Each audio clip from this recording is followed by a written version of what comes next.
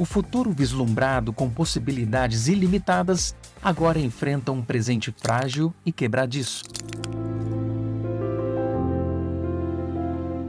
O que é real? O que é digital? Quanto mais você se conecta online, mais se desconecta dos outros. Frustração, solidão, depressão. Como está a sua vida emocional? Conheça o TouchPeace, um serviço de ajuda emocional com atendimento 24 horas. Escaneie o nosso QR Code e dê o primeiro passo em direção à cura das suas emoções. TouchPeace Global Mission.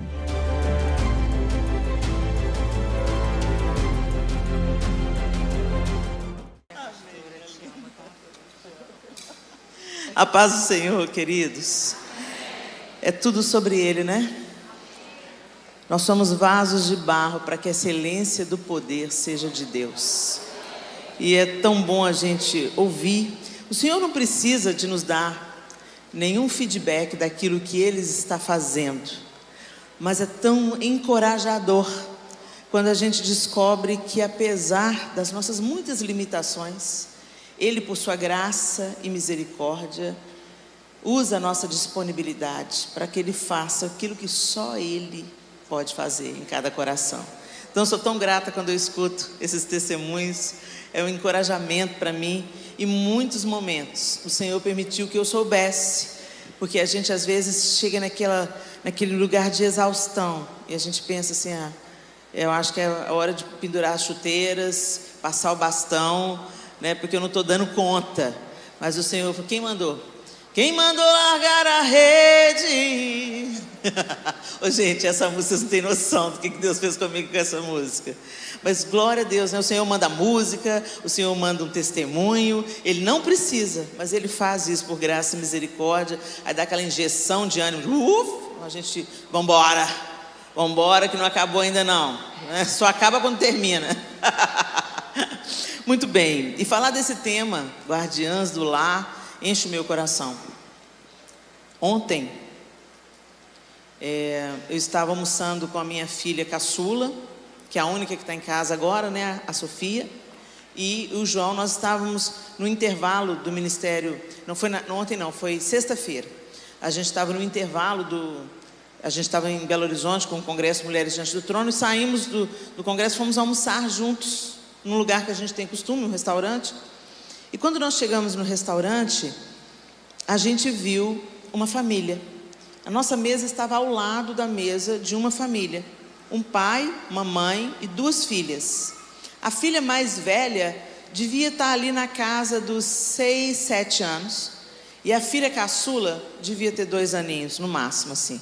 Você via que ela andava assim, até meio titubeante, muito grudadinha na mãe, mexendo no cabelo da mãe para se ninar, né? Mas a gente ficou... e eu não estava olhando diretamente para a mesa, mas a Sofia, ela ficou numa posição que ela estava de frente para a mesa. Então ela via todo o movimento da mesa. E eu comecei a perceber que a Sofia estava incomodada. Ela estava incomodada com alguma coisa. E eu falei assim, eu olhei para ela e eu vi que ela fazia assim com a cabeça. Eu falei assim, o que foi, Sofia? Está tudo bem? Ela falou assim, mãe, dá uma reparada na família que está ao lado. E eu comecei a discretamente reparar a família. Desde a hora que nós sentamos, eu percebi que quando nós chegamos, o pai estava no telefone celular, conversando com alguém. E a mãe estava no celular, digitando para alguém. E as 2 filhas, chamando a atenção deles. Mamãe, faz isso assim, pede isso assim. E os 2 não davam atenção para a menina. E eu peguei e comecei a prestar atenção. Eu nem precisava de olhar para a mesa. A gente estava bem próximo. Era só prestar um pouco de atenção na conversa. O pai ficou no telefone, pelo tempo que a gente estava ali, mais de meia hora. Ele desligava uma ligação e fazia outra ligação. Ou uma ligação de áudio, ou uma ligação de vídeo. E as filhas mendigando a atenção dos pais. E a mãe teve uma hora que se cansou da filha pedindo a atenção dela, então ela parou de mexer no celular e deu o celular para a filha de 2 anos de idade. Gente, os profissionais de saúde mental, eles dizem que uma criança não deve ter acesso à tela até 5 anos de idade. Eu vi um vídeo recentemente na internet que tinha um bebê de 2 meses, erguendo a cabecinha e assistindo 2 meses, e assistindo o celular, e a avó achando a coisa mais linda. Olha como é que o meu filho, como é que o meu neto é inteligente, é esperto. Com 2 meses, gente, uma tela para uma criança é droga. É como dar droga para uma criança. Por quê? Porque superestimula o cérebro, não de um jeito que desenvolve a criança, porque inclusive tem joguinhos que você olha para os joguinhos, é tudo lúdico, é tudo bonitinho, coloridinho, mas quando você vai ver os ícones são do Facebook, do Instagram, para as crianças já irem fazendo uma conexão do que é divertido, do que é legal, e viciando as crianças em tecnologia. Até nós adultos estamos viciados em tecnologia. Então você imagina o estrago que isso faz na vida de uma criança. E quando a gente fala em proteger o lar, às vezes a gente pensa que o inimigo é externo. Na maioria das vezes, não, que o inimigo é externo é fato. Tem um inimigo externo. Tem um inimigo na mídia, na grande mídia. Tem um inimigo nas escolas. Tem um inimigo nos programas de televisão, nos desenhos animados. Gente, acabou de ser lançado, você que é pai e mãe, atenção, acabou de ser lançado na Netflix uma série em forma de desenho animado, onde Jesus desce da cruz, a figura de Jesus está no desenho, na cruz, ele desce da cruz, pega uma metralhadora, mata todos os seus inimigos, e depois vai ter um encontro amoroso com seus discípulos. Gente, o diabo não está brincando de ser diabo, nem tampouco está se dando ao luxo de se disfarçar. Ele não se disfarça mais. Ele já não vem, sabe, com aquela coisa enfeitada. Ele está rasgando o verbo. E a essa televisão e a essas telas é que nós estamos entregando os nossos filhos como uma chupeta eletrônica, para eles pararem de encher a paciência. Eu quero dizer para você, ser pai e ser mãe demanda esforço, trabalho, atenção, dedicação, entrega. E eu estou dizendo isso, gente, porque eu sei do que eu estou falando. Muitos de nós pais cristãos, quando os nossos filhos nascem num ambiente onde o cristianismo é praticado, a gente tem uma tendência a acreditar que simplesmente pelos nossos filhos estarem vindo para a igreja desde bebezinhos, eles foram consagrados no altar, a gente ora por eles, a gente lê a Bíblia para eles, dá a Bíblia de historinha para eles, eles frequentam a escola dominical desde pequenininho. Aí você pensa assim, não tem como dar errado. Eles participam do ministério com a gente, eles viajam junto com a gente, os amigos que frequentam a nossa casa são todos cristãos, está tudo bem, eles estão numa bolha protegida. Gente, lê do engano. Isso tudo é muito importante e fundamental. Nós precisamos de expor os nossos filhos a esse ambiente onde a Bíblia é estudada, Jesus é amado, é adorado. Nós precisamos de trazer os nossos filhos para a igreja, nós precisamos de inserir os nossos filhos. Não deixa para trás não, leva junto. Quantas viagens os meninos iam junto, às vezes recém-nascido. Eu cantava no El Chamar na época, que era uma banda que antecedeu ao grupo Diante do Trono. A gente levava os meninos junto, em todas as oportunidades, porque eram muitas famílias. O regente da orquestra sempre falava, não, vamos levar os meninos, vamos inserir os meninos. Os filhos cresceram inseridos, participando do ministério. Depois, quando nós fomos para o Diante do Trono, crianças Diante do Trono, os meus filhos todos participando. O João lendo a Bíblia para eles, todo dia, ministrando sobre eles, todo dia antes de sair para a escola. Mas isso só não é suficiente. Nós precisamos de orar para que o Espírito Santo convença os nossos filhos da justiça, do pecado e do juízo, porque Deus não tem netos. Deus não tem neto. Eu nasci num berço evangélico, bom para o berço que já é evangélico. Mas eu quero te dizer uma coisa: se o seu filho ter nascido na igreja, não significa que a vitória está ganha. Significa que ele está num ambiente favorável, mas ele precisa nascer de novo. Ele precisa ter uma experiência pessoal com o Salvador. A gente prepara, pavimenta o caminho, mas a gente tem que gerar espiritualmente. E me faltou isso. Eu acreditei que só por eles estarem expostos, às vezes a gente estava orando, eles choravam, eles se quebrantavam. Não é suficiente. É só parte do trabalho. Nós precisamos de gerar os nossos filhos com os joelhos.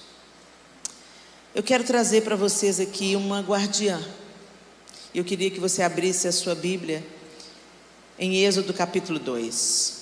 Guardiã, como já foi dito aqui, é uma pessoa que guarda ou cuida de algo ou de alguém. Pessoa que tem por missão acompanhar outra para defender de qualquer agressão. Guarda-costas. E quando eu olhei para aquela família, eu vi que aquelas crianças estavam sem guarda-costas, sem cobertura, sem proteção, porque os pais estavam muito provavelmente exaustos. Às vezes exaustos porque trabalham, tem uma jornada de trabalho intensa. Muitos que não precisam de uma jornada de trabalho intensa, mas entra na roda do hamster, que precisa de competir com um amigo, que tem o carro que troca todo ano, que põe o filho numa escola melhor, que veste o tênis de marca, que vai para férias na Disney. Tem muita gente que trabalha para comer, mas tem muita gente que trabalha para aparecer.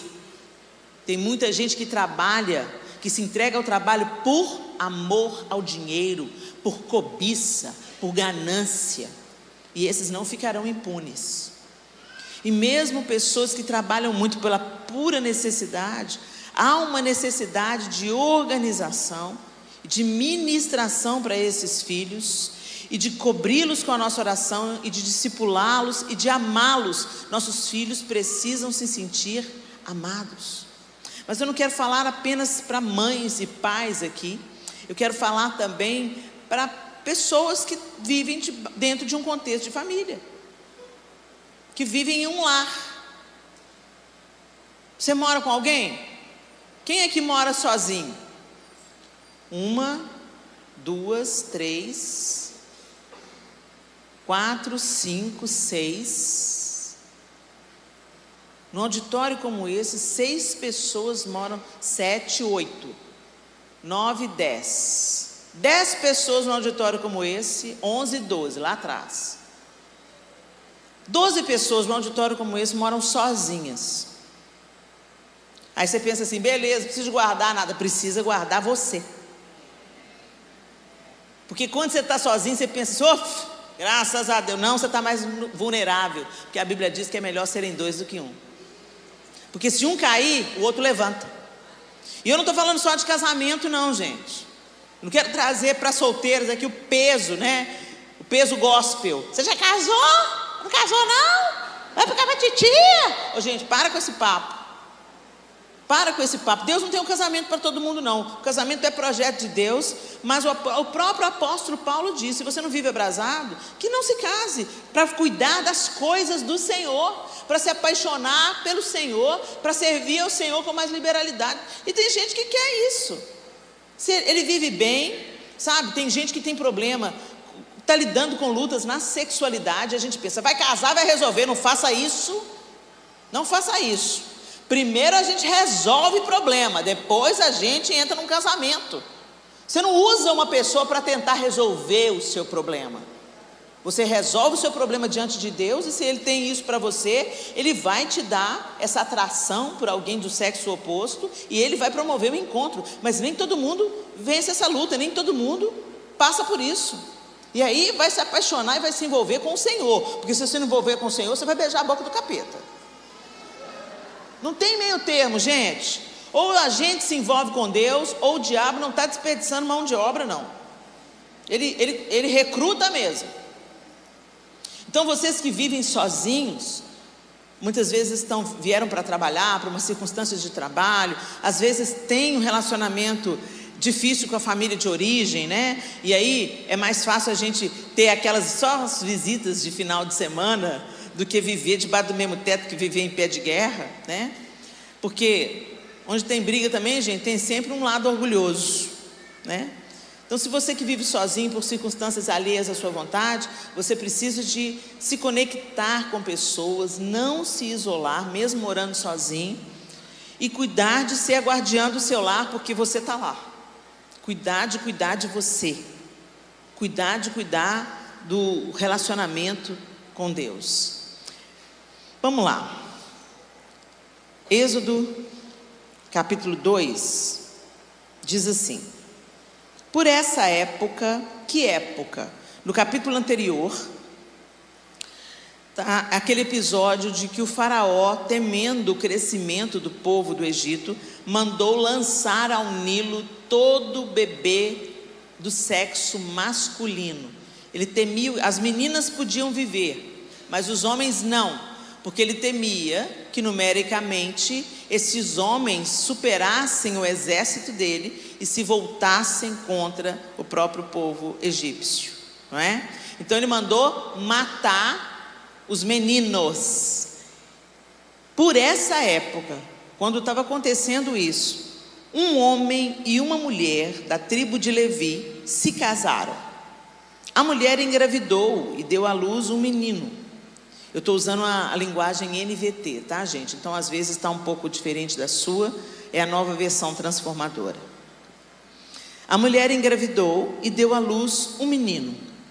Viu que era um lindo bebê e o escondeu por 3 meses. Quando não conseguia mais escondê-lo, pegou um cesto feito de juncos, de papiro, e o revestiu com betume e piche. Acomodou o bebê no cesto e o colocou entre os juncos à margem do rio Nilo. A irmã do bebê ficou observando a certa distância para ver o que lhe aconteceria. Pouco depois, a filha do faraó desceu ao Nilo para tomar banho e suas servas foram caminhar pela margem do rio. Quando a princesa viu o cesto entre os juncos, mandou sua serva buscá-lo. Ao abrir o cesto, a princesa viu o bebê. O menino chorava e ela sentiu pena dele. Deve ser um dos meninos hebreus, disse ela. Então, a irmã do menino se aproximou e perguntou à princesa: a senhora quer que eu chame uma mulher hebreia para amamentar o bebê? Quero, respondeu a princesa. A moça foi e chamou a mãe do bebê. A princesa disse à mãe do bebê: leve este menino e amamente-o para mim. Eu pagarei por sua ajuda. A mulher levou o bebê para casa e o amamentou. Quando o menino cresceu, ela o levou de volta à filha de Faraó, que o adotou como seu próprio filho. A princesa o chamou de Moisés, pois disse: eu o tirei da água. Vamos até aí. A gente conhece tanto essa história, e embora o texto não diga para a gente o nome de quem é a mãe de Moisés, outros textos nos contam o nome dela. Números 26, capítulo 59, diz assim: Joquebede, e a esposa de Arão se chamava Joquebede. Joquebede é o nome da mãe de Moisés. A esposa de Arão se chamava Joquebede. Ela também era descendente de Levi, nascida entre os levitas na casa do Egito. Arão e Joquebede eram pais de Arão, Moisés e sua irmã Miriam. Isso é relatado em Números 26, 59 e também em Êxodo 6:20. Então, através desses versículos, a gente descobre o nome da mãe de Moisés. Mas no texto que nós acabamos de ler, nem o nome dela é citado. Tão interessante isso. E aí a gente vê esse contexto que a gente já leu algumas vezes, a gente já conhece a história, mas eu quero chamar a atenção de vocês para alguns detalhes. A ordem era qual? Jogar os bebês onde? No Nilo. Lançar no Nilo, para eles morrerem. Ela esconde o bebê durante 3 meses. Naquele tempo, né, gente, os bebês de 3 meses ficavam silenciosos. Hoje os meninos já nascem berrando, de olho aberto, né? Eu lembro assim que quando eu era criança, os bebês nasciam de olhos fechados, de mãos fechadas, ficava tudo enroladinho, igual um pacotinho, tinha coeiro, aqui no Rio também chamava coeiro, faixinha no umbigo. Hoje os meninos com 10 dias já estão só de fralda esperneando, né? Era um outro tempo, mas depois de 3 meses, não tem como você deter. O chorinho do bebê que começava fraquinho, fica alto, não dava para esconder, e ela com certeza ficou temerosa. Então o que ela fez? Ela preparou um cesto. Quer dizer, o cesto, ele já era uma coisa rotineira. As mulheres daquela época já tinham esse cesto de junco, já fazia parte da rotina delas. O junco é uma planta, né, com o caule cilíndrico, e elas usavam esse caule para tecer as cestas, e era uma coisa que elas usavam no seu dia a dia, no seu trabalho. Então já era uma realidade, já estava nas mãos dela, já fazia parte da sua rotina. Mas ela toma um cuidado especial. Ela passa betume piche entre as frestas do cesto para não entrar água. E diferente do desenho, né? Quem aqui assistiu, como é que chama? O Rei do Egito? O Rei do Egito, o desenho animado? Príncipe do Egito. Quem assistiu? Pois é, quando a gente assiste o Príncipe do Egito, eu sugiro, gente, que vocês assistam o Príncipe do Egito. O Príncipe do Egito é uma obra-prima, é um desenho animado, mas ele é uma obra-prima, e você é tão edificado através do Príncipe do Egito. Mas é claro que quando tem a licença poética, né, a dramaticidade do cinema, mesmo em forma de animação, então Moisés é colocado nas águas, e aí mostra aquelas águas, sabe, revoltas do Nilo, crocodilos tentando pegar o cesto, e como se fosse a mão de Deus levando Moisés até a filha de Faraó. Mas o texto bíblico não está dizendo isso. O texto bíblico diz que ela veio e colocou no Egito, no Nilo. O que o rei estava mandando? Jogar no Nilo. E o que ela fez? Colocou no Nilo. Só que antes ela protegeu, passando o piche e o betume, ela deixou aquele cesto impermeável, a água não entrava. É uma argamassa forte que não deixa a água entrar. Gente, o que afunda o barco não é a água que está em volta, é a água que entra. E o problema é que nós estamos no mundo, e o mundo jaz no maligno, nós estamos cercados por todos os lados, e nós precisamos de passar betume na nossa casa para a água não entrar. Nós precisamos de passar argamassa forte que torna nosso lar impermeável. Vocês estão me entendendo? E a argamassa forte é a palavra de Deus, é a oração, é o testemunho da fé, é a oração constante para que os nossos filhos conheçam a Deus, para que os nossos pais conheçam a Deus, porque eu não sei se vocês perceberam, a mãe preparou o cesto, a mãe passou betume e piche, a mãe colocou o bebê, eu fico imaginando ela orando a Deus: protege esse bebê, não deixe ele ser devorado, não deixe ele morrer. Defina, Senhor, o destino dele. Ela confiou no Senhor, mas ela tomou providências. E ela colocou solta no rio? Não. Ela colocou entre os juncos na margem do rio. Então estava lá, cesta de junco no meio dos juncos, e ela confiou no Senhor. Agora tem a atuação de uma outra mulher, guardiã, Miriam. Miriam não era mãe. Então às vezes você pensa assim, não sou mãe, tenho que preocupar com isso. Para com essa ideia. Solteiras ou casadas, somos chamadas para sermos guardiãs do lar. Miriam era filha.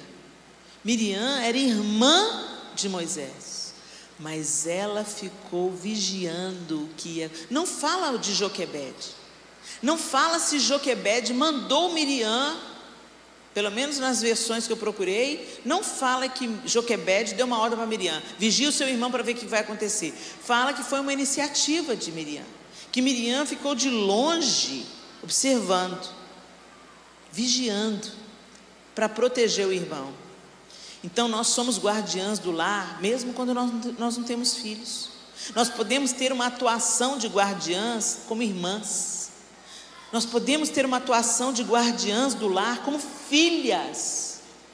Meu pai e minha mãe são muito doidão. Então que você seja a guardiã do lar. Que você ore pelos seus pais. Que você clame a Deus até que os seus pais encontrem Jesus. Às vezes você mora só com a sua mãe, carne de pescoço, implicante. Ela diz que é crente, mas as atitudes dela não condizem com aquilo que ela diz. Você foi chamada para ser a guardiã do lar. Você tem entendimento? Você tem temor de Deus? Então você pode entrar na brecha que a sua mãe não tem condição de ocupar. Você pode se posicionar como filha e orar pela sua mãe para que ela tenha uma revelação do alto, para que ela tenha uma conversão genuína, ao invés de ficar falando mal da sua mãe para suas amigas. Vocês estão entendendo, gente? É uma responsabilidade de todas nós. Miriam não era casada, Miriam provavelmente era uma pré-adolescente, mas ela ficou ali no lugar certo. E olha o que ela faz, o que o texto diz que ela faz. Ela fica observando. Aí a filha de Faraó, olha Deus aí. Tem uma parte do trabalho que cabe a nós. E tem uma parte do trabalho que cabe a Deus. Não está escrito na Bíblia, faça a sua parte, eu te ajudarei. Tá, gente? Isso é ditado popular. Mas está escrito na Bíblia que nós podemos e nós precisamos de orar uns pelos outros, nós precisamos de vigiar em todo o tempo, e que nós precisamos de aliviar as cargas uns dos outros. Nós podemos nos posicionar. Por exemplo, Jesus, quando ressuscitou Lázaro, ele tinha poder, ele tinha ressuscitado Lázaro. Você acha que ele tinha poder para remover a pedra? Era só ele fazer assim com a mão, ó. A pedra ia voar longe, ia ser até mais cinematográfico, mais impressionante. A pedra voou, né? Não, mas ele falou, retirem a pedra. Tem uma parte que é Deus que faz, e tem outra parte que Ele nos concede fazer. Deus não precisa do nosso dinheiro. Nós é que precisamos exercer a generosidade, porque o generoso prosperará. Quando nós damos o dízimo e a oferta, não é porque Deus precisa do nosso dinheiro, é porque nós é que precisamos ser libertos do espírito de mamon. Nós é que precisamos colocar no lugar devido a ganância, a cobiça, o egoísmo, e entender que nós somos chamados para transbordar, não só com o nosso dinheiro, mas com os nossos dons, com os nossos talentos, com o nosso tempo. A gente nasceu para conceder para o outro, e o individualismo ele está na contramão do cristianismo.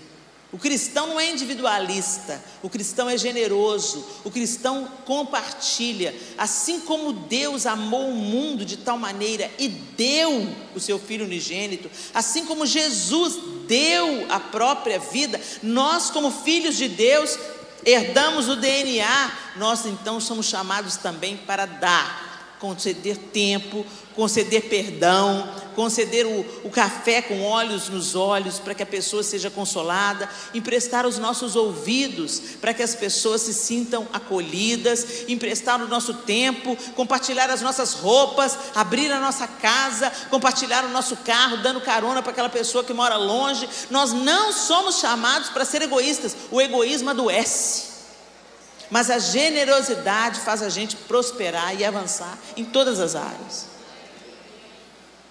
Miriam não ficou só olhando. Quando ela vê o movimento da filha de Faraó, ela vai lá se meter. Eu fico imaginando Miriam, gente.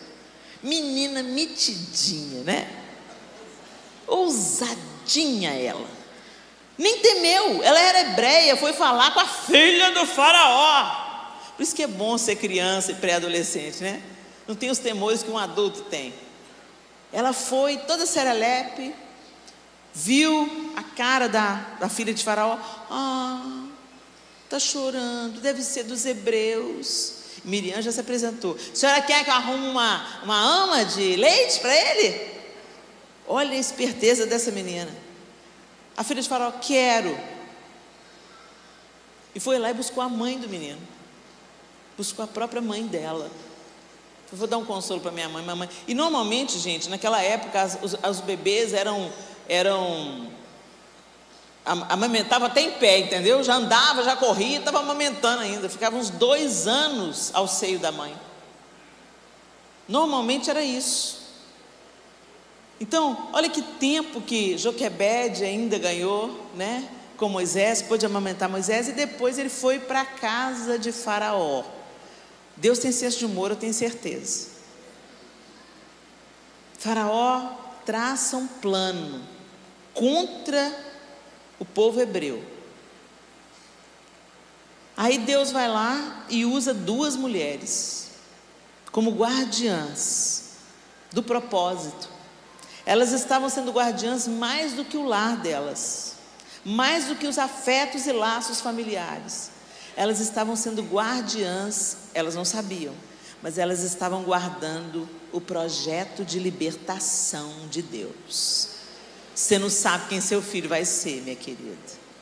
Você não sabe o propósito que Deus tem para o seu filho. Você não sabe se ele vai ser um avivalista, então não empresta a sua boca para o diabo para atrasar a vida do menino. Profetiza sobre ele ao invés de ficar falando, não dá nada não, ô menino que me dá trabalho, ô menino encapetado, ô menino danado, palavras de maldição. Guardiãs não dizem isso. Guardiãs semeiam bênção, profetizam vida. Eu lembro que um dos meus filhos, o terceiro, Arthur, menino cheio de energia, e aí um dia o Senhor me mostrou essa realidade. Sua boca é uma boca profética, então presta atenção nas palavras que saem dela, porque as palavras, elas têm o poder da vida e da morte. Aí eu mudei o meu discurso ai Arthur, você me dá trabalho demais, Arthur, não estou te aguentando não, Arthur de novo, Arthur. E mudei o discurso, comecei a pôr a mão na cabeça dele, falei, Arthur, você vai dar um trabalho para o inferno. Quando você levantar da cama, o inferno vai tremer, vai falar assim, não acredito que aquele menino levantou de novo. E ele olhava para mim assim, meio desconfiado, falava assim, amém. E o Arthur hoje é uma bênção nas mãos do Senhor, uma bênção. Como eu aprendo com o Arthur, quando ele começa a gente conversar ao redor da mesa, hoje ele já está casado, vai nos visitar, e ele começa a levantar as histórias da Bíblia. Eu falei, meu Deus, ele dá uma surra de Bíblia em mim. É incrível como Deus ungiu o Arthur. Ele teve uma experiência de novo nascimento, e em pouco tempo ele teve um crescimento do conhecimento de Deus incrível. Aí a gente vê, meu Deus, toda aquela argumentação que me talhava o sangue é para a glória de Deus, agora está sendo usada para pregar o Evangelho. Olha que coisa poderosa. Então às vezes você vê uma coisa no seu filho que te irrita, às vezes é isso mesmo que vai determinar o chamado dele.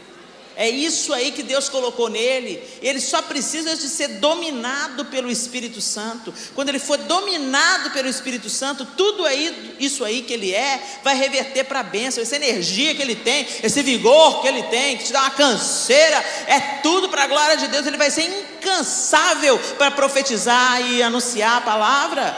Enxergue os seus filhos com os olhos do céu. Mas a gente anda tão preguiçoso, tão individualista. A gente quer ser feliz, não é assim? Eu mereço ser feliz. Quantas mães abandonam lá?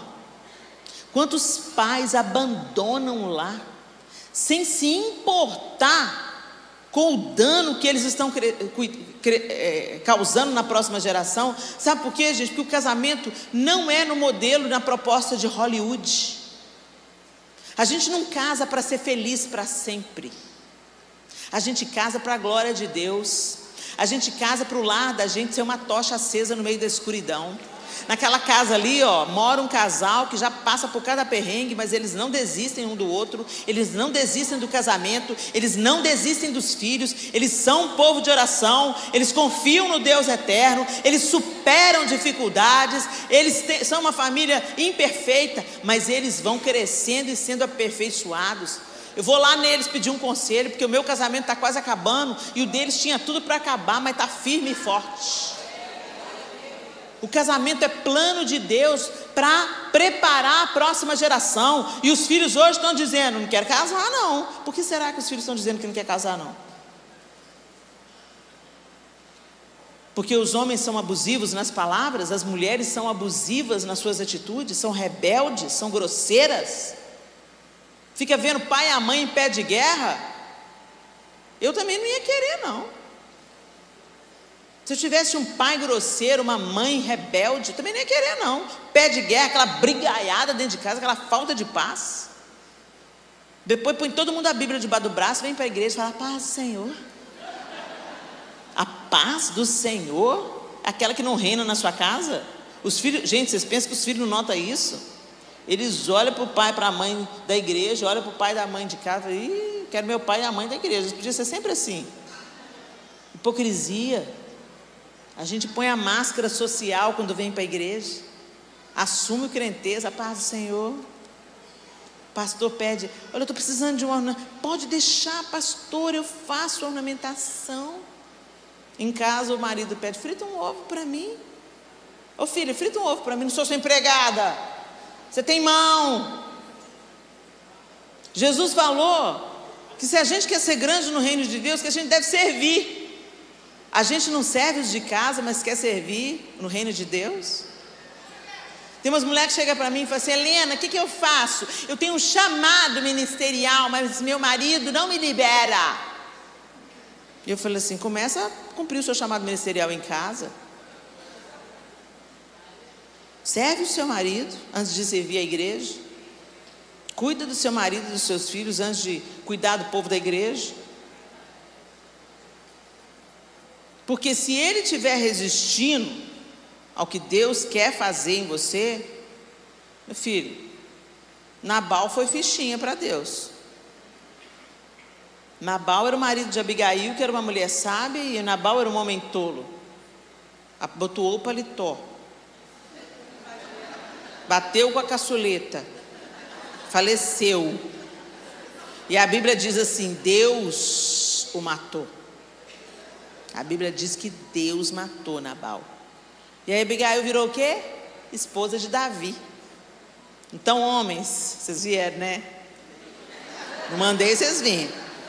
Hashtag fica a dica: não sejam Nabal na vida da sua casa, na vida da sua esposa, na vida dos seus filhos.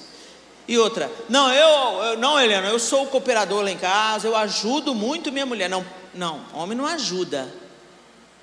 Homem é pai, homem é esposo. Tem uma parte que cabe ao pai fazer. Você não é menos homem quando você troca fralda. Você não é menos homem quando você dá banho nos seus filhos. Hoje tantas crianças estão sendo abusadas pelos próprios pais. Pai, deixa eu dizer para você, Você é o primeiro referencial de Deus que as suas crianças vão ter. O seu relacionamento com seu filho vai dar uma referência para elas, para se relacionar com Deus. Porque o que a gente diz? Deus é pai. Se a gente diz para o filho, Deus é pai, ela olha para o pai dela, e ele é abusivo nas palavras, na violência, e inclusive abusivo sexualmente, que Deus que elas vão conhecer. Eu fui visitar um trabalho, uma obra da Visão Mundial, lá em Pernambuco, na época que as crianças estavam nascendo com microcefalia, por causa do Zika vírus. E eu fui conversar com aquelas mães tão sofridas, que sonharam com um filho, que prepararam a gestação, e o filho nasceu com microcefalia. Todas elas abandonadas pelo marido. Jesus mandou vocês amarem sua esposa como Cristo ama a igreja. Jesus não abandona. Jesus não trai. Jesus não é infiel, Jesus não é mentiroso. Jesus não sonega nenhum bem à sua noiva. Esse é o padrão, homens. E não se enganem, quando vocês são homens mesmo, no sentido mais amplo da palavra, homem. Porque homem não é só ser do sexo masculino. Homem fala de integridade, de hombridade, de coragem. Hoje eu entrei lá no quarto e o João foi imediatamente para o banheiro, foi tomar um banho. E quando eu fui fechar a cortina da janela, tinha uma esperança, um louva-a-Deus verde. E o bicho era grande. Quase pus a mão nele. Mulher é o quê? Meu Deus, como é que eu vou dormir com esse bicho aqui dentro? Aí a menina veio me entregar um ferro de passar roupa. O João ia demorar no banheiro. Eu falei assim, não quero ficar com esse bicho aqui dentro. Você vai começar a pular aqui dentro desse quarto, meu Deus. O bicho pula alto. Eu peguei, a menina veio entregar o ferro. Eu falei assim, querida, você por acaso caça a esperança?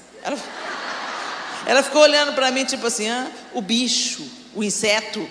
Ela falou assim, por quê? Tá aí? Eu falei assim, tem uma aqui dentro na cortina. Aí ela falou assim, eu não, eu vou chamar um homem. As doidas da feminista falam que não precisa do homem para nada.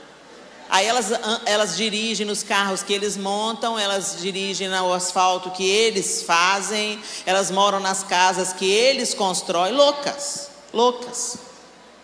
O esgoto delas, quando dá problema, é um homem que se mete lá para resolver o problema do esgoto. Quem recolhe o lixo na casa dela é homem. Graças a Deus pelos homens. Aleluia pelos homens. Constrói os prédios? Homem. Como que é bom? Testosterona. Aleluia. Homem que não disputa os cremes com a mulher. Homem. Bom demais, Jesus. Tem nada contra o homem ser cuidadoso, né? Cheiroso, como o meu é. Mas ele é homem.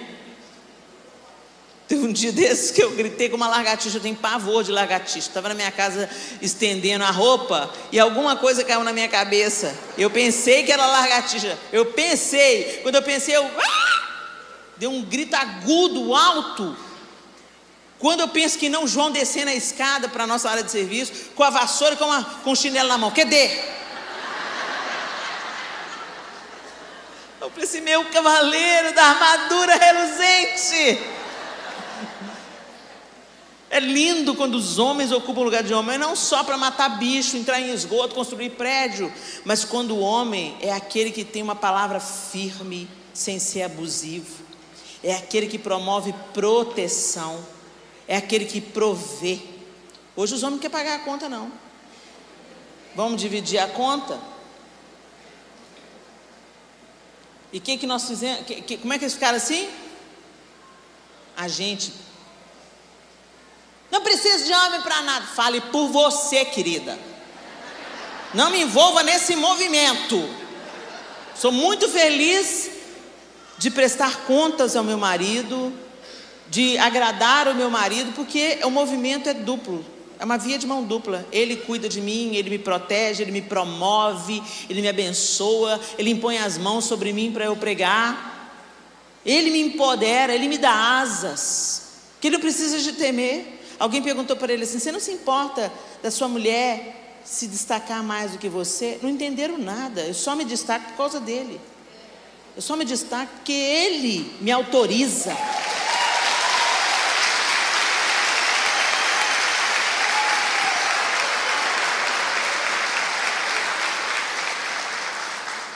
Porque Ele me ama como Cristo ama a igreja.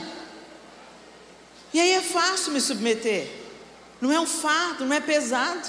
Porque eu sinto o cuidado, a proteção, a provisão. Então eu também quero agradá-lo.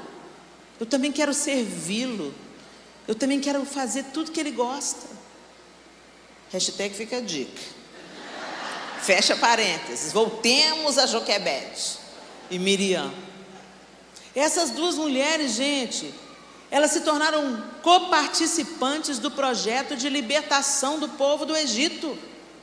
Se Joquebede não tivesse resistido à ordem de Faraó e protegido esse menino por 3 meses, se ela não tivesse preparado aquela arca, aquele cesto, para que ele sobrevivesse, se Miriam não tivesse feito a conexão, as conexões, tido as conversas certas, Deus estava usando essas mulheres.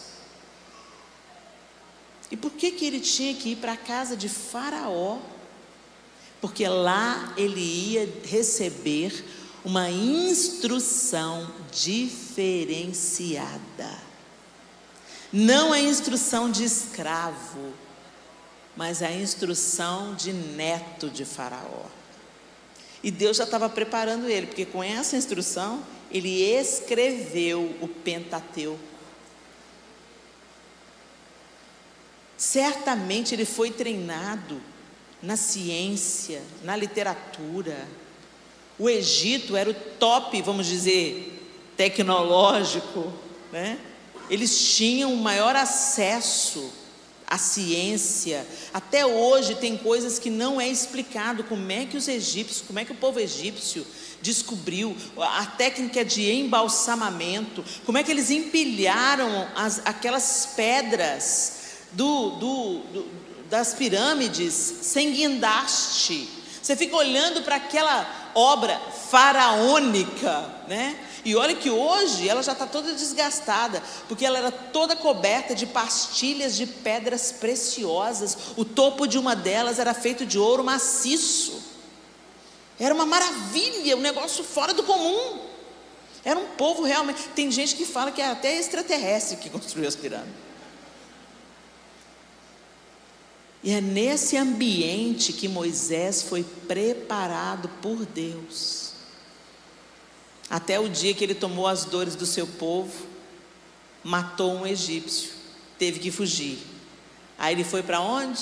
Para a escola do deserto. Primeiro a escola na casa de Faraó, 40 anos. Depois a perspectiva de Faraó, a perspectiva do Egito, a perspectiva dos deuses egípcios. Depois 40 anos de deserto. Às vezes você está vivendo deserto, que deserto, que deserto, que deserto. O deserto normalmente nos prepara para um upgrade, dependendo do jeito que você lida com ele. E foi por causa desse deserto de 40 anos como pastor, no deserto, que Deus se apresenta a ele pessoalmente, numa sarça flamejante, e diz para ele: eu sou, vá. Ele estava tão inseguro, tão amedrontado.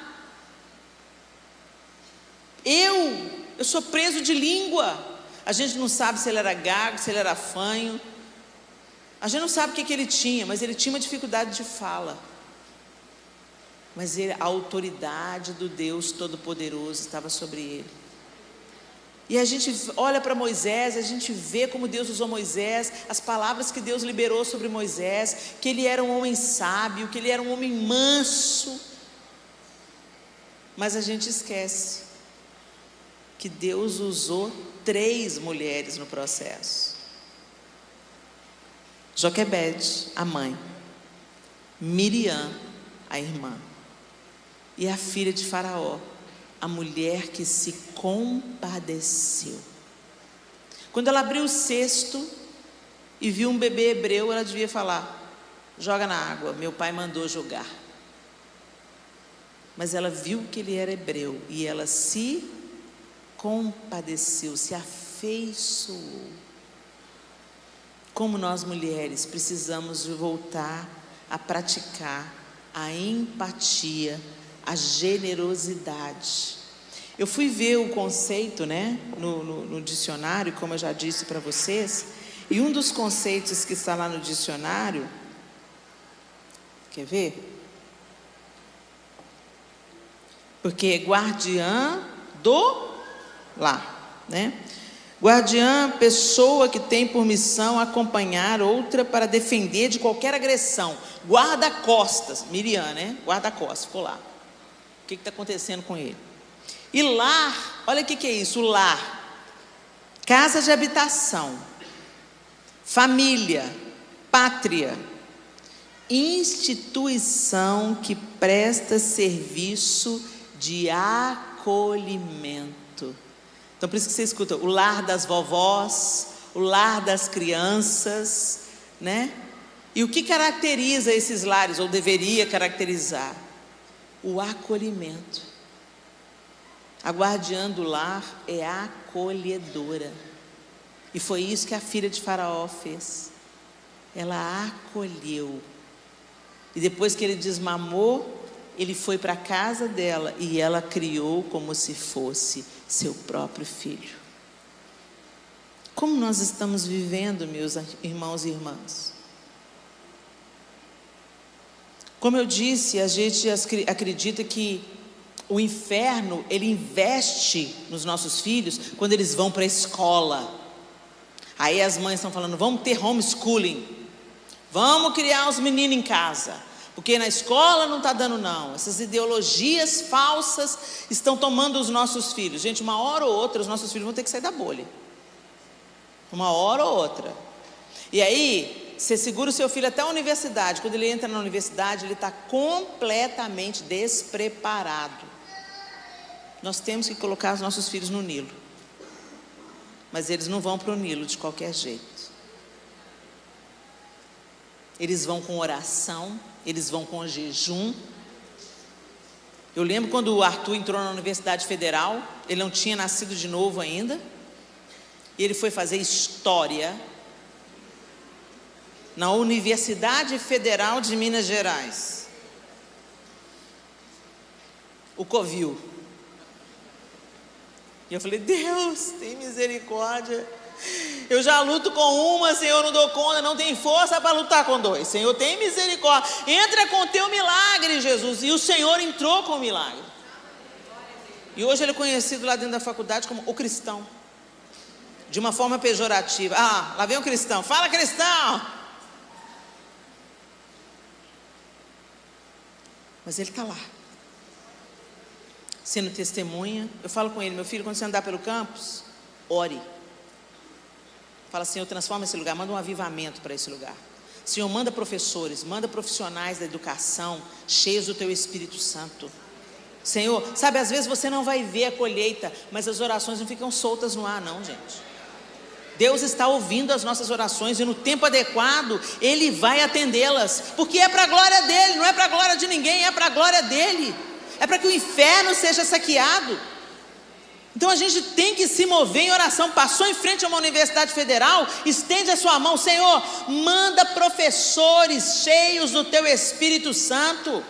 Manda, Senhor, um corpo docente com cristãos genuínos. Senhor, em nome de Jesus, prospera os clubinhos nas universidades, aquelas reuniões de cristãos. Senhor, faz uma colheita, aviva esse povo, tira o véu do entendimento, transforma conforme o teu querer. Vai orando, vai orando, vai orando, que uma hora a gente vê a resposta. E se a gente não vê, a gente está plantando uma semente para gerações futuras.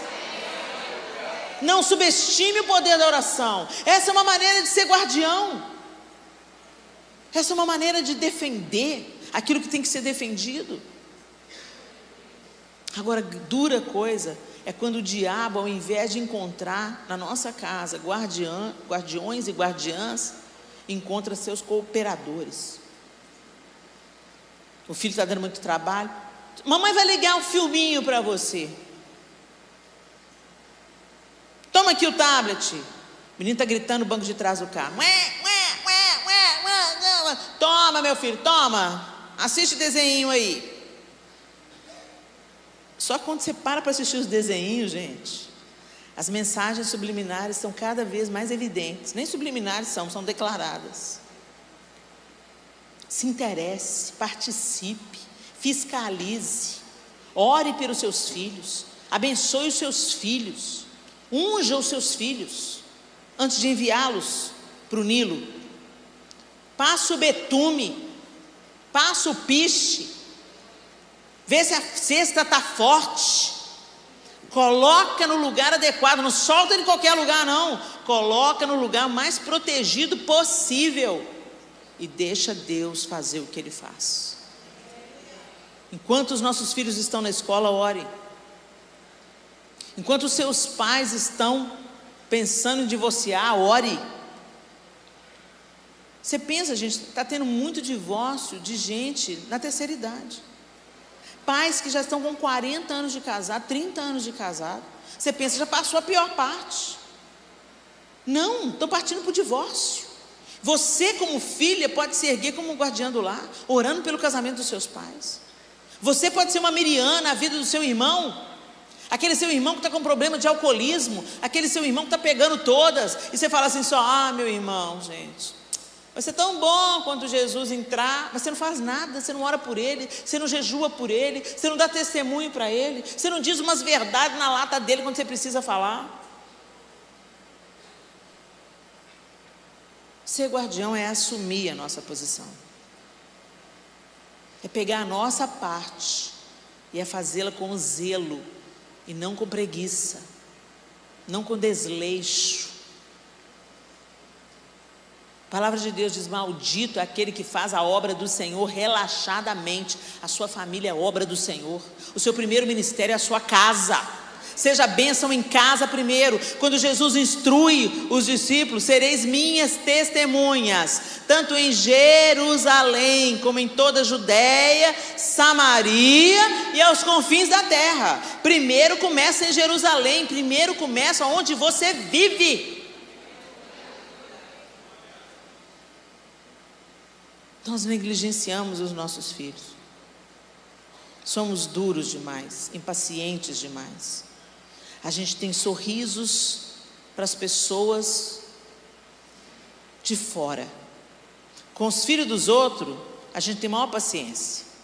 O menino chega na sua casa, pula no seu sofá de R$6.000, e você está com sangue talhado, mas você busca força onde você não tem, e fala assim: ô meu bebê, desce daí, você pode ficar aí, fazer dodói.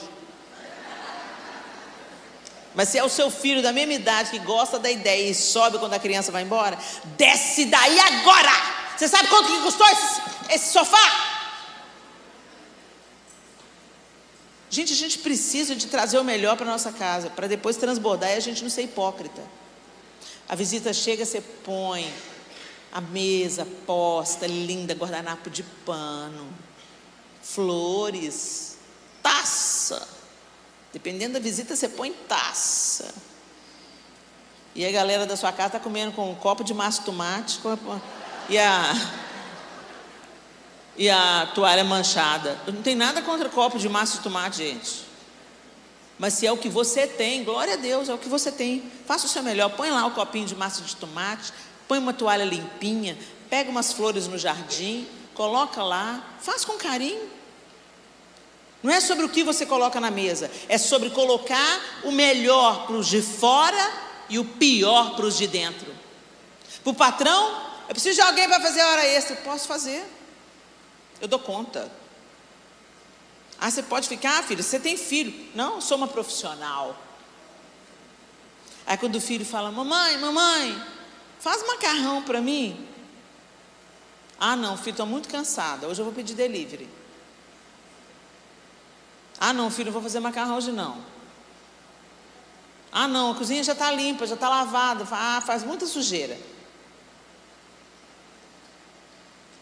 É nessas pequenas coisas que a gente demonstra se a gente realmente está cuidando. Não, eu levo para a escola dominical. Eu pus numa escola cristã. O colégio é parceiro. A igreja é parceira. Mas o responsável é você. Com seu cônjuge. Seu cônjuge também precisa ser guardado. A gente fala de crianças. Elas são vulneráveis, influenciáveis, e a gente precisa ter atenção a elas. Não apenas os nossos filhos, mas os nossos sobrinhos, os nossos netos. Nós precisamos de ser guardiãs da nossa casa, inclusive para os netos, para os sobrinhos e tal. Mas eu quero dizer para vocês, a gente também tem que guardar o nosso casamento. Quando você era solteira, com a florzinha, cheirosa, cabelo limpinho, maquiava, fazia a unha. Sábado era dia de fazer a unha. Cuidava de agradar. O marido perguntava: meu bem, onde você quer ir hoje? Um gentleman, cheiroso, com a barba cuidadinha, abrir a porta para você. Altruísta. Você também altruísta. Ele falava assim: ah, não gosto do esmalte vermelho, gosto da francesinha. Aí você só fazia francesinha para agradar, para impressionar, né? Aí casou. O marido chega em casa, olha e fala assim: meu Deus, que ET é esse que abduziu minha mulher? Ela olha para ele e fala assim: meu pai. Ele vai andando e soltando os flatos. Plá, plá, plá, plá. Meu pai do céu, cadê aquele cara romântico, gentil? Agora ele faz debaixo da coberta e ainda te prende lá de baixo. Gente, intimidade. Fala assim, intimidade. Não parece uma coisa gostosa? Ah, eu tenho intimidade. É gostoso, aconchegante, prazeroso para ambas as partes. Intimidade não é releixo. Intimidade não é falta de educação. Você não faz isso na frente do seu patrão, por que você faz na frente da sua mulher? Você não faz isso na frente do seu patrão, por que você faz isso na frente do seu marido? Para o seu patrão ser tão gentil, tão prestativo, tão competente, tão profissional. Chega em casa, é a mocreia. Fica reclamando. Limpa o pé aí que hoje a fulana fez faxina. Seja guardiã do seu casamento. Semeie o que você quer colher. É claro, gente, tem dias difíceis, mas por favor, jogue as camisetas do candidato fora. Por favor, jogue a lingerie furada fora. Para que você não dê oportunidade do seu marido ser enganado, ser tentado. A gente fala muito para as mulheres, né? Irmã, vigia nesse decote, irmã. Vai seduzir o marido da outra, vai chamar a atenção do marido da outra, porque o homem é muito visual. Mas eu quero falar para vocês, homens, bonita é a sua mulher. Para de elogiar as irmãs da igreja. Nossa, cortou o cabelo, tá linda. Cala a boca, meu irmão. Fala que a sua mulher está linda. Isso, mas a minha mulher não está bonita não, Helena. Então a culpa é sua. Investe nela. Dá um banho de loja nela. Investe nela. Quando o pai dela investia nela, ela estava toda cheirosa, né? Prontinha e tal. A Dev Tyrus, ela tinha uma teoria. A Dev Tyrus, que já está com o Senhor, ela falava: eu tenho uma teoria, que quando uma mulher está entristecida, abatida, feia, relaxada, tem alguma coisa errada com o marido dela. Gente, eu vivi para testar essa teoria e ver que 99,9% dos casos é a pura verdade. Quando o cara é amoroso, quando o cara investe, encoraja, O João nunca, muitas vezes eu estive acima do peso. Ele nunca chegou para mim e falou assim: você está gorda, tem que emagrecer. Nunca. Nunca. Ele falava: vamos caminhar?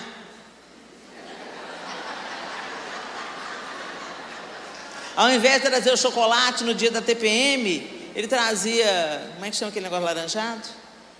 Desidratado, que eu gosto. Damasco. Colabora. Aí perdeu 2 quilos. Nossa, meu bem, você perdeu 2 quilos, você está mais linda. Quando ela vestiu uma roupa que ela está uma mocréia, você não fala: você está mocréia. Não, você vira para ela e fala assim: meu bem, essa roupa não está à altura da sua beleza.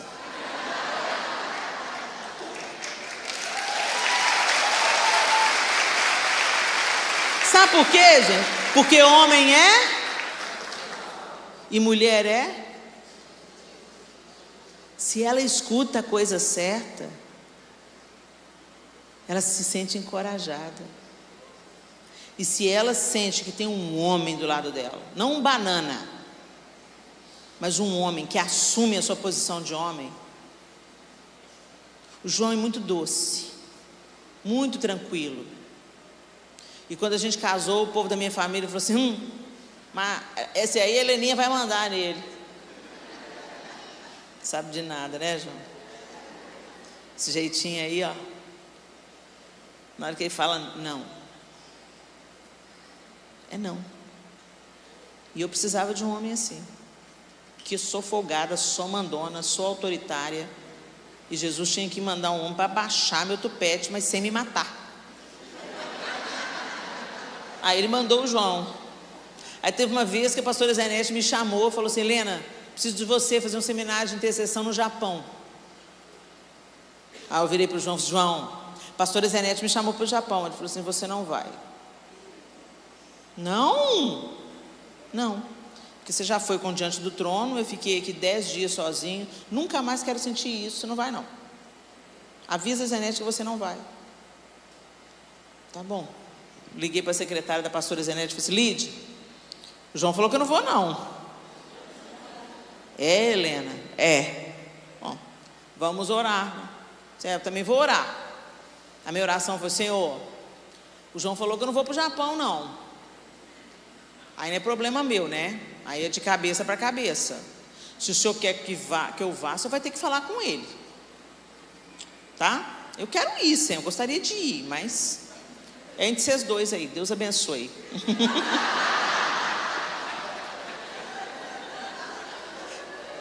Gente, passou uma semana. O João chegou para almoçar. Na hora do almoço, ele tinha pouco tempo para almoçar, a comida já tinha que estar na mesa e tudo, já estava tudo prontinho. Ele chegou, primeira coisa que ele chegou, na hora que ele sentou na mesa, disse: Helena, você vai para o Japão. Não estava nem falando no assunto, ele chega do almoço e me solta essa: você vai para o Japão. Eu falei assim: vou? Por quê? Porque Deus falou comigo.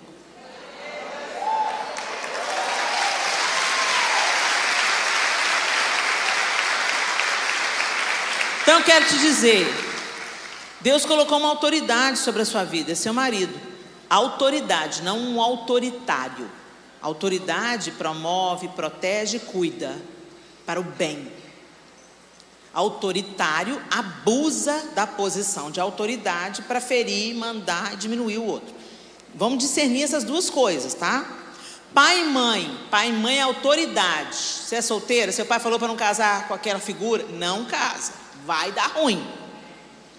Porque autoridade, eles foram investidos de autoridade.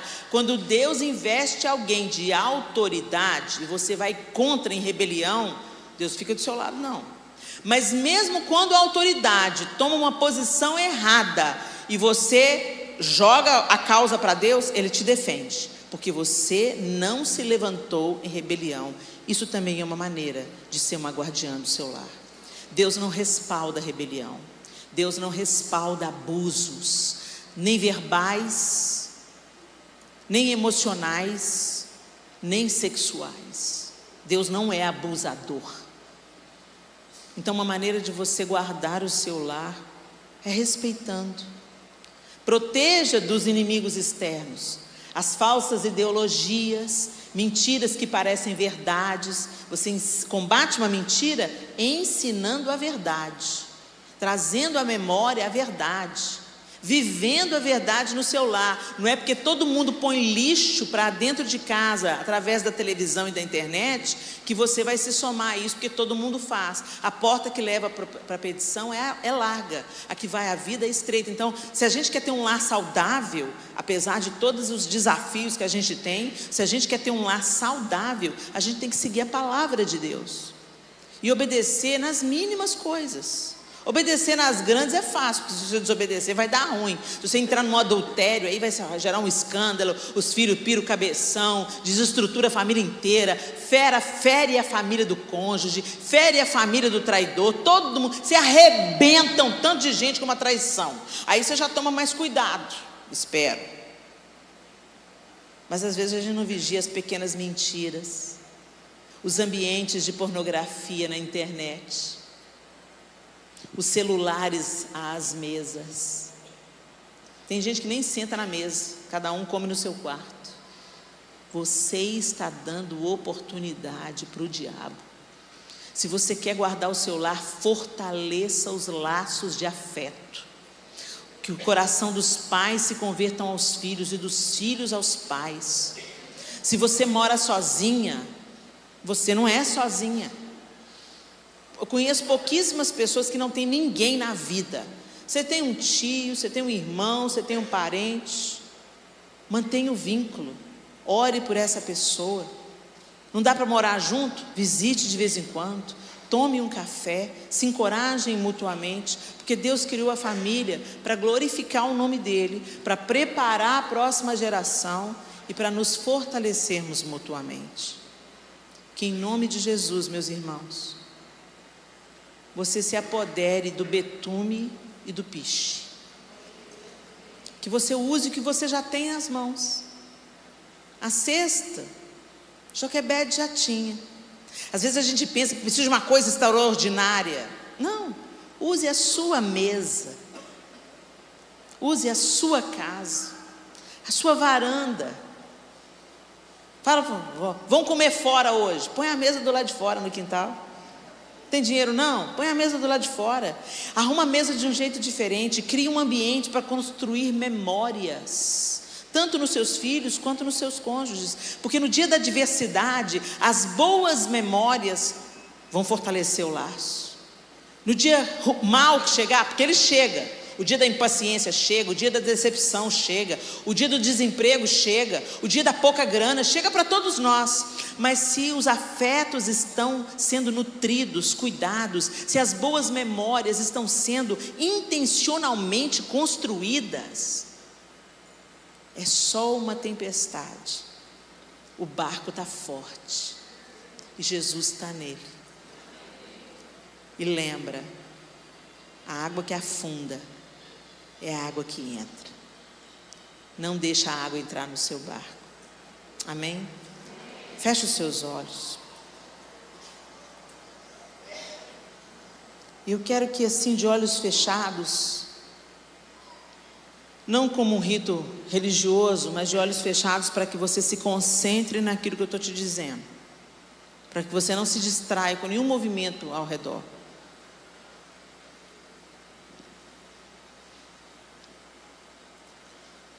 Você tem sido um guardião do seu lar?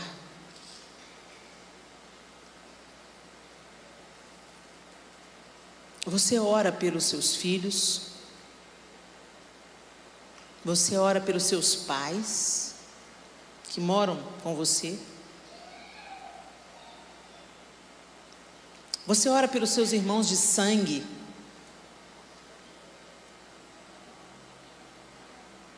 Você ora pela sua esposa ou pelo seu marido?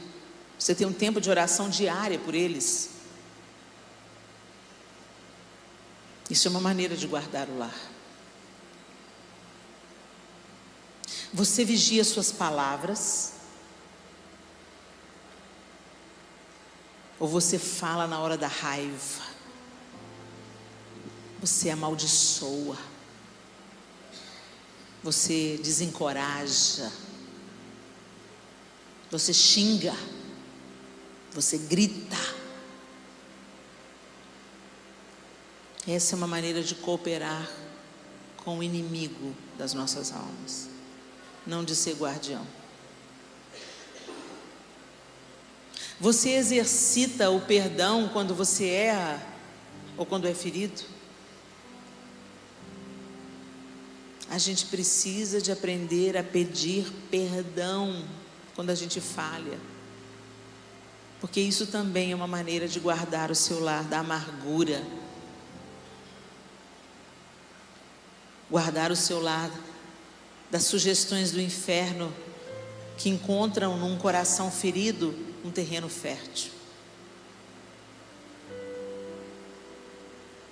É muito comum, como nós, pais de adolescentes, ferimos os nossos filhos, mesmo sem querer. E a gente sabe que feriu, mas a gente não se retrata. Você está abrindo a porta para o seu inimigo, para ele trabalhar na mente, nas emoções. Quando você é dura com seu marido, quando você diminui a sua mulher, às vezes a critica na frente dos outros, com gargalhadas, como se fosse uma brincadeira. Brincadeira é engraçado para as duas partes. Não é brincadeira você rir e promover piada em cima da dor da outra pessoa.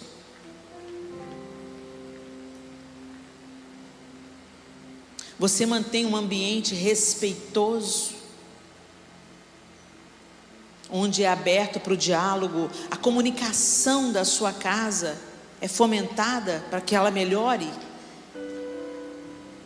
Você consegue ouvir críticas e tenta reparar as suas falhas, porque às vezes a gente é tão condescendente com as nossas falhas, mas tão duro com as falhas dos outros. Uma característica de um guardião é ser acolhedor, protetor. Ele zela pelo bom andamento, ele zela pela paz, ele guarda a paz no lar. Sabe aquele ditado, quando um não quer, dois não brigam? Pois é, nós temos que assumir o lado que aguenta firme e cala para encerrar uma discussão. Não é quem tem a última palavra que vence numa discussão. Quem vence numa discussão é quem sabe se calar voluntariamente para encerrar a discussão, até que os ânimos abaixem e o diálogo pode ser retomado. Conversas difíceis às vezes precisam ser tidas para preservar a paz no lar. Olha, fulano, quando você falou aquilo, você me feriu. Eu não quero mais que você faça isso. Eu não estou aqui te criticando, eu estou aqui te deixando saber o que aconteceu no meu coração quando você falou aquela palavra, quando você teve aquela atitude. Às vezes a pessoa que mora com a gente está ferindo a gente e ela nem sabe. A gente precisa aprender a se comunicar. Essa também é uma forma de nós defendermos a nossa casa, estabelecermos combinados. Olha, meu amor, na quinta você joga futebol, mas na quarta a gente tem o dia da família, onde a gente vai se divertir juntos. Façam combinados, tratem com gentileza, retomem o altruísmo do namoro. Filho não é empregado, ele precisa ter tarefas para que ele entenda que ele é parte da cooperação para a família. Mas quantos pais abusam dos filhos? Pega água para mim, pega televisão para mim, busque isso para mim, sai do jogo agora, vai lá chamar fulano. Filhos não são escravos. Você pode pedir: meu filho, traga uma água para o papai, por favor. Pequenas coisas. Combata os inimigos internos, para então ter força para combater juntos os inimigos externos. Se a família estiver em ordem, se a família estiver em harmonia, se a família se protege, se cuida, declara o amor: papai te ama, mamãe te ama. Isso fortalece a família e juntos vocês se tornam invencíveis contra as investidas do inferno. Porque onde reina a paz, a harmonia e o amor, aí o Senhor está. E com Deus, nós somos maioria. Joquebede fez o que era parte dela fazer. Miriam cumpriu a sua vocação, se posicionou, fez a conexão. A filha de Faraó criou aquele menino. E todas elas estavam sendo cooperadoras do plano de Deus. Nós somos guardiãs do nosso lar, para sermos cooperadores do Eterno no plano que Ele tem para aqueles que virão depois de nós. Nossos filhos, os filhos dos nossos filhos. Seu sobrinho também são descendência. Podem não ser seus filhos, mas são seus sobrinhos, carregam seu nome, carregam seu sangue, seu DNA. Eles também são sua descendência.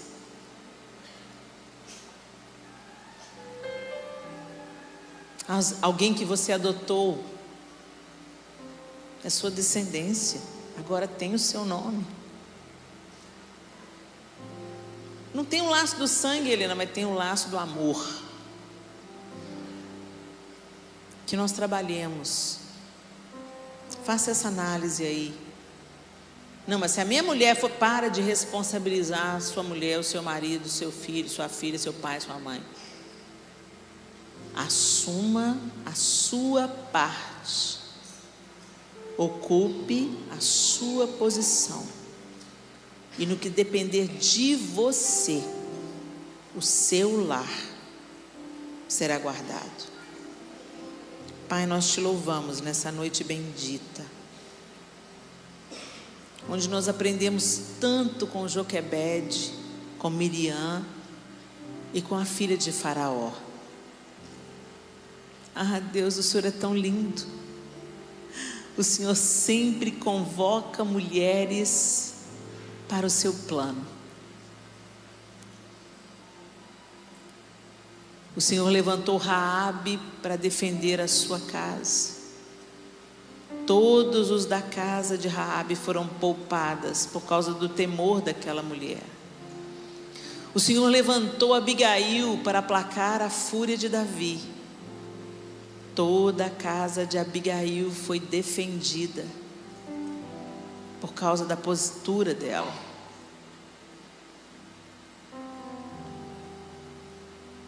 O Senhor levantou Jeoseba para manter um descendente de Davi no trono.